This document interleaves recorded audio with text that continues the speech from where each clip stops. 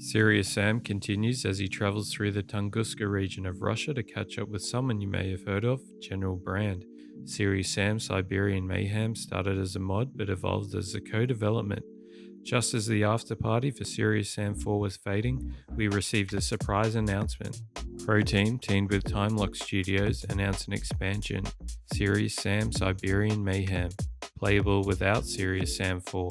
Time Lock Studios includes members from the Serious Sam mod community, and you can see they've worked hard with Crow Team to deliver an enjoyable FPS experience for the community and newcomers. The game takes you back a step from the ending of Serious Sam 4 and is a revisit to the story's timeline. It also introduces new weapons, enemies, vehicles, side missions, and puzzles. Yes, puzzles. The 5 levels in the game will give you at least 6 to 8 hours of gameplay in your first playthrough, which is fair value for the current discounted price. And there is the option for online co-op mode and replays to unlock achievements you may have missed or attempt to beat the game on extreme difficulties. Let's get into the details to see if this standalone expansion is worth your time. The story is a midquel to Serious Sam 4. It takes place in between the final stages of the campaign. As you play Siberian Mayhem, you'll remind yourself of the events in the main game as you explore the new levels. The story is easy to follow, cutscenes are to the point and include plenty of Samstone one-liners. If you are new to Serious Sam, don't worry so much. It's predominantly action and huge-scale battles that pick at your brain. One of the main talking points of Serious Sam 4 was the mechanics of the game that plagued its experience. Crow Team and Time Lock Studios have ironed out the bugs and glitches to give a satisfying experience. Siberian Mayhem includes general fixes, engine updates, tweaks, and updates for gameplay mechanics. The enemies and weapons are better balanced to provide a better experience. Although, I found some new weapons that seemed overpowered for areas, and the latter levels required weaker weapons. The worst part of it is the levels that involve using vehicles. The movements feel dated and clunky.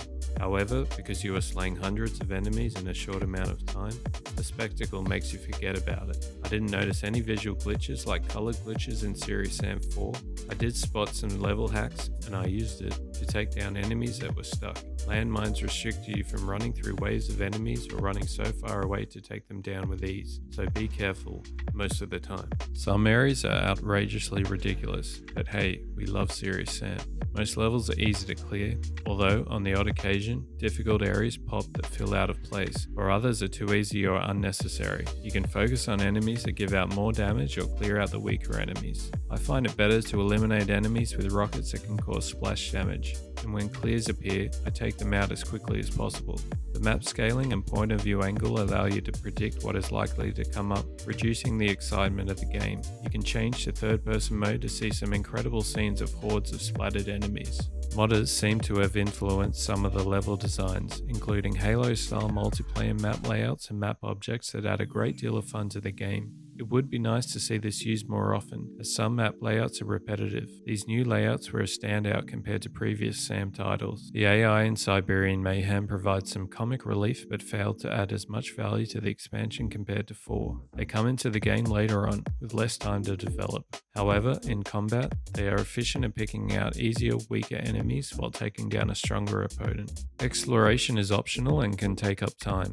However, you can use it to discover gadgets and secrets that can be pivotal in big battles or strategically to unlock achievements. Serious Sam is a fast-paced game, but there are some parts where I found it enjoyable to slow down and notice the level design and artwork used in the game to depict Russian architecture and monuments. Visually, the graphics have not changed from Serious Sam 4, and in 2022, it's aging, not like a fine wine. However, I noticed clever lighting, shapes and color to create ambient environments, like what you would see in the Half-Life series. The graphics were a major complaint from users in Serious Sam 4, and we'll see if Crow Team addresses this in future releases. The OST is a highlight of the series. The heavy guitar riffs, female singing and 8-bit synth sounds add to the dramatic moments of the game. Also, the same post-level screen appears, which I think could improve to compare scores with world rankings. If you have not played a Serious Sam game and enjoy fast-paced FPS games, it's worth a try. The standalone is a cheaper alternative than Serious Sam 4 and will let you know if you want to explore the series more. Some levels may test your patience as deaths can occur regularly. The game's levels go from 30 to 60 minutes and bosses can take several attempts. If you chase a feeling of accomplishment, then Serious Sam will give it to you. It's satisfying to win a battle that seemed impossible, and Sam's humor makes it that little bit sweeter. It's a great addition to the series and opens and closes some potential story arcs. The modders certainly deserve some credit and support for their dedication to the franchise. So in the tone of Sam Stone's voice, go pick it up, I dare you.